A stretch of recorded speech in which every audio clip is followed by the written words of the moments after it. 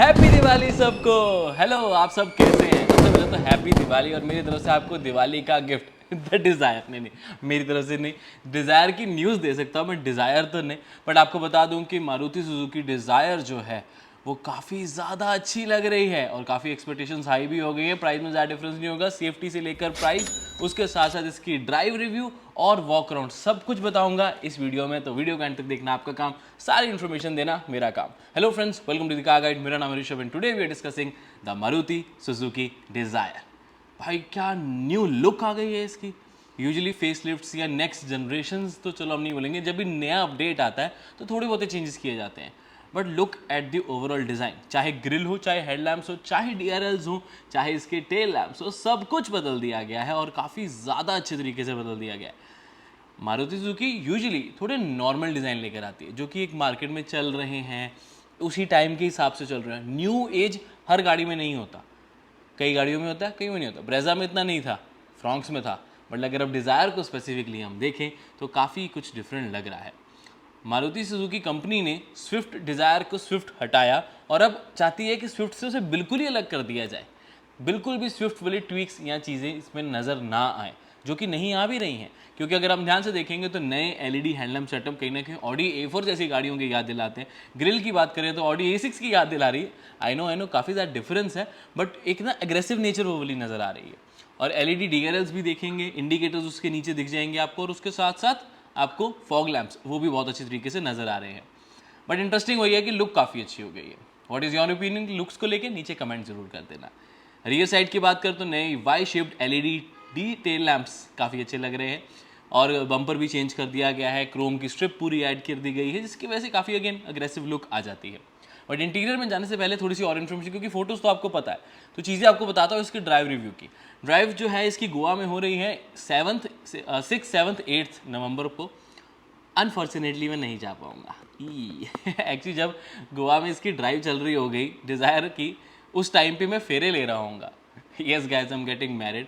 ये भी अब मैं अनाउंस पहली बार कर रहा हूँ। पहले सोचा था मतलब मैरिज होने के बाद सीधा पोस्ट करेंगे, बट फिर लोगों का आना था कि भाई डिज़ायर की वीडियो कहाँ है, तो उसके लिए बताना ज़रूरी है। इसीलिए डिज़ायर की वीडियो इवन 11 नवंबर को इसका लॉन्च है। उस टाइम पे वॉक अराउंड जो वीडियोज़ होंगी, अनफॉर्चुनेटली मैं वहाँ पर भी नहीं अवेलेबल होऊंगा, बिकॉज उस टाइम पे एक और फंक्शन अलग चल रहा होगा। सो एनीवेज, वापस डिज़ायर पर आते हैं। तो उसमें आपको मिलता क्या क्या, कैसे कैसे सब कुछ है, ये रहने वाला। ड्राइव और वॉक अराउंड बता दिया कि वो और चैनल्स पे प्लीज़ इस बार देख लेना, मतलब मैं नहीं दे पाऊँगा। ठीक है, बढ़ते हैं आगे। इंटीरियर पहले की तरह स्विफ्ट से हटकर बनाने के लिए इसके बेज इंटीरियर यूज़ किया जाएगा। अपहोल्स्ट्री इसकी काफ़ी ज़्यादा लाइट रखेंगे, थोड़ा सा वुडन ट्रीटमेंट होगा, डैशबोर्ड भी कम्प्लीटली डिज़ाइन डिफरेंट होगा। लेकिन फीचर्स वाइज में आपको काफ़ी ज़्यादा रिजेंबलेंस मिलेगी नई वाली स्विफ्ट या बलिनो फ्रॉन्क्स वगैरह से, जैसे 9 इंचज़ की स्क्रीन। बट इंटरेस्टिंग बात पता क्या है, मैं ये वेट कर रहा हूँ देखने के लिए कि भाई जितनी भी 9 इंचज़ वाली मारुति की स्क्रीन्स हैं वो सब ब्लैक बॉर्डर के साथ आती हैं। डिज़ायर में ब्लैक बॉर्डर जो है डैशबोर्ड, वो नहीं अच्छा लगेगा। डिज़ायर में तो लाइट कलर होगा, तो उसके साथ ये स्क्रीन कैसी लगेगी वो देखना काफ़ी इंटरेस्टिंग होगा। बिकॉज जितने भी, मतलब मुझे जितना याद आ रहा है, जितनी भी मैंने गाड़ियों में फ्लोटिंग टच स्क्रीन देखी है वो हमेशा ब्लैक कलर्स के साथ होती है। मुझे जेन्युइनली याद नहीं आ रहा कि बेज या लाइट में कैसा आता है। जैसे देखो किसी महिंद्रा था रॉक्स की बात करते हैं, उसमें स्क्रीन अच्छी आती है, आपको बेज इंटीरियर दिया जाता है, उसमें ब्लैक ही आउटलाइन है। बट अगर ब्लैक आउटलाइन ही होगी तो फिर थोड़ा अजीब लग सकता है। बट देखते हैं मतलब डिज़ायर में किस तरीके का आता है, आपको क्या लगता है? कोई गाड़ी याद अगर आपको आ रही है जिसमें बेज या लाइट थीम यूज़ की गई और उसमें फ्लोटिंग टच स्क्रीन है, तो प्लीज़ मुझे याद ज़रूर देना है नीचे कमेंट करके। बट चलिए आगे बढ़ते हैं। MID 4.2 इंचज़ की कलर रहने वाली है। एनालॉग के आपको सारा क्लस्टर मिलेगा, उसमें डिजिटल चीज़ें नहीं होंगी। जो चेंजेस मेजर किए जाएंगे वो होंगे 9 इंचज़ की स्क्रीन, वायरलेस एंड्रॉइड और एप्पल कारप्ले, वायरलेस चार्जर जो है वो ऑफर किया जाएगा कंपनी की तरफ से। बाकी हद तक फीचर्स सेम रहने वाले हैं अगर हम क्रूज कंट्रोल जैसे फीचर्स की बात करें, ABS EBD की बात करें। लेकिन जो सबसे बड़ा एडिशन जो कि इस सेगमेंट में किसी गाड़ी में है ही नहीं, वो है the electric sunroof. Maruti Suzuki कह रही है कि भाई चलो कोई बात नहीं, आपको इसमें सनरूफ भी देते हैं, बट अगेन उसे सिर्फ आई थिंक जितना मुझे पता है टॉप वेरिएंट्स के लिए ही रखा जाएगा।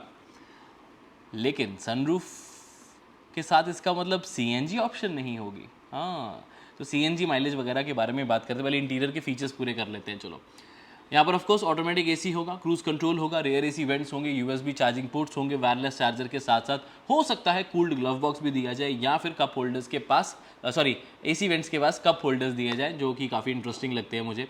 और सनरूफ तो है ही इलेक्ट्रिक पेन, और कनेक्टेड फीचर्स होंगे सुजुकी कनेक्ट की तरफ से। काफ़ी हद तक इंटीरियर में बहुत ज़्यादा चेंजेस नहीं, मेजरली 9 इंचेस की screen, wireless charger, wireless Android auto, Apple CarPlay और इलेक्ट्रिक सनरूफ होगी। बाकी डिज़ाइन तो थोड़ा बहुत चेंज है ही। बट अब खुशखबरी उन लोगों के लिए कि सीएनजी को उसी वक्त लॉन्च कर दिया जाएगा। जैसे स्विफ्ट में सीएनजी थोड़ी देर बाद लॉन्च की थी, बट जितना अभी तक रिपोर्ट्स आ रही हैं सीएनजी या तो उसी टाइम पे बिल्कुल थोड़ी ही गैप में लॉन्च कर दी जाएगी कंपनी की तरफ से। और सीएनजी जैसे कि स्विफ्ट में हमने देखा है कि स्विफ्ट की जैसे माइलेज है, क्लेम्ड की बात करूं तो 26 है और सीएनजी में 33 के आसपास आती है। वैसे ही कुछ यहाँ पर फिगर देखने को मिलेगा कि सीएनजी की माइलेज 6 to 7 किलोमीटर्स पर केजी कह सकते हो कि ज़्यादा होगी, जिससे माइलेज लोगों को काफ़ी अच्छी मिल जाएगी इस गाड़ी के साथ। बट अगेन पावर तो थोड़ी कम हो ही जाती है ना। अब स्विफ्ट में जो स्विफ्ट में इंजन चेंज हुआ था, वैसे ही डिज़ायर में भी इंजन चेंज होगा, यानी कि 1.2 लीटर का 3 सिलेंडर नया जेड सीरीज़ वाला जो इंजन जो स्विफ्ट में आया था वही आएगा। 82 PS 112 newton metre stock, 5 speed manual transmission and 5 speed AMT as well. और सीएनजी के साथ मैनुअल ट्रांसमिशन होगी, जिसका पेट्रोल मैनुअल और सीएनजी मैनुअल में डिफरेंस होगा 95,000 रुपीज़ का, जो कि सुजुकी की सारी सीएनजी कार्स में एस सीएनजी कोई भी ले लो 95,000 रुपीज़ का एक्स शोरूम का प्राइस डिफरेंस आता ही आता है। फैक्ट्री फिटेड डेफिनेटली सेफ ज़्यादा होती है, बट अगेन सीएनजी ना उन्हीं के लिए जिनको जेन्युइन बहुत ज़्यादा ज़रूरत है।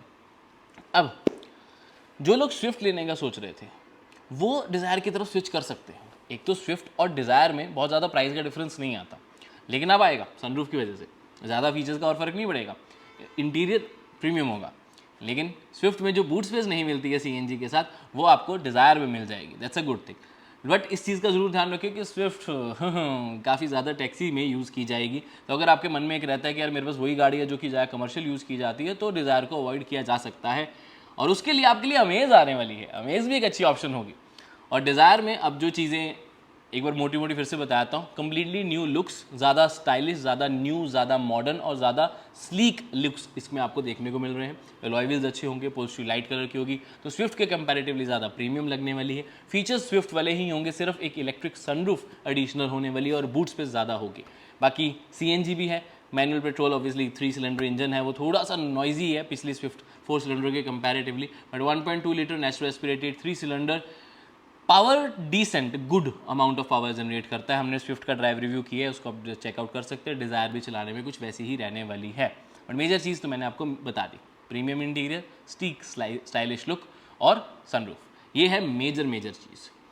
अब अमेज़ की थोड़ी सी मैंने बात की थी, आई थिंक आपके मन में वो घूम रही है, तो बता दो कि Amaze most probably Bharat expo में लॉन्च की जाएगी, जिसमें भी काफ़ी ज़्यादा चेंजेस किए जाएंगे, इंटीरियर को बेटर किया जाएगा, एलईडी ज़्यादा देखने को मिलेंगे और इंजन कहीं ना कहीं थोड़ा सा रिलायबल और सेफ्टी पॉइंट ऑफ व्यू साथ, मतलब थोड़ा 19-20 का फ़र्क है कि रिलायबिलिटी, माइलेज तो नहीं, वैसे माइलेज तो मारुति में ज़्यादा आएगी, बट हाँ नॉइस वाइब्रेशंस वगैरह और पावर में भी जो है वो आपको थोड़ी बेटर मिले इन टर्म्स ऑफ अमेज़। इसका डीजल वैसे कितना अच्छा था ना। चलो वापस आते हैं मतलब डिज़ायर अमेज़ दोनों अच्छी हैं, बस डिज़ायर में वो टैक्सी वाला फैक्टर जो है वो आ जाता है। बट पता है ये एक जो टैक्सी वाले व्हीकल्स होते हैं ना, वैगन आर, एक्सेंट, ठीक है, और कौन सी डिज़ायर, इन सबसे ना श्योरिटी सी मिलती है कि भाई गाड़ी रिलायबल बड़ी है, चलने वाली है, जितनी मर्जी चलाओ। तो ये सारी चीज़ों का ज़रूर ध्यान रखें। सेफ्टी बहुत इंपॉर्टेंट एस्पेक्ट हो जाता है। जैसे स्विफ्ट में 6 एयरबैग स्टैंडर्ड कर दिए गए, डिज़ायर में भी आपको 6 airbag standard, ABS CBD, hill hold assist, electronic stability programme, ISOFIX child anchors, ये सब कुछ मिलने ही वाला है। तो सेफ्टी पॉइंट ऑफ व्यू से भी डिज़ायर के बेस वेरिएंट से ही आपको कुछ अच्छे फीचर्स मिलेंगे। So this was the complete desire idea जो अभी तक हमें पता है, आपके साथ शेयर कर दिया है। मोस्टली चीज़ें यही रहने वाली हैं, कोई 19-20 का फर्क रह गया या आपके कोई एक्सपेक्टेशंस है तो कमेंट करके जरूर बता दें। एक प्राइस का पॉइंट डिस्कस कर लेते हैं। अभी की प्राइस जो है वो मैनुअल की बात करें तो 6.56 से लेकर 8.88 की प्राइस है ऑफ द डिज़ायर। रिसेंटली अब थोड़ी चेंज हुई है, लेकिन अगर हम नई वाली डिज़ायर की बात करेंगे अब 6 एयरबैग स्टैंडर्ड होंगे, बेस में थोड़े से और फीचर्स ऐड करेंगे तो 6.99 हम एक्सपेक्ट करके चल रहे हैं। And the top variant will go till 9.49 lakh is what I believe for the manual. Automatic की बात करें तो एज पर माई नॉलेज 50,000 और देके 912 की ऑटोमेटिक पड़ती है, तो 912 से अब वो 9.49 तो आराम से जाएगी। बट आई रियली होप ज़्यादा ना जाए, मतलब 10 लाख में भी 8.88 से 9.49 तो ऑलरेडी आ गई ऑफ द मैनुअल। तो अगर हम फीचर्स सनरूफ भी ऐड कर रहे हैं, 2-3 फीचर्स और ऐड करेंगे और ऑटोमेटिक यानी कि AMT मिल जाता है, तो जो बन रहा है 9.49 for the manual and 9.99 for the automatic, this seems fine to me. इतनी प्राइस तो बनती है। But what is your opinion, comment करके अपना ओपिनियन जरूर शेयर कर दें। और लेटेस्ट अपडेट्स और चाहिए आपको और गाड़ियों के बारे में भी, तो इंस्टाग्राम पे फॉलो करो ना, वहाँ हम बहुत जल्दी आपके लिए अपडेट्स जो है वो अपलोड करते रहते हैं, रील्स फॉर्मेट में, स्टोरीज फॉर्मेट में, तो उसके लिए फॉलो कर लो। और मेन डिटेल्ड वीडियोस के लिए यूट्यूब पे सब्सक्राइब आपने कर लिया है तो अच्छी बात है, नहीं किया तो वो भी जल्दी से कर लो।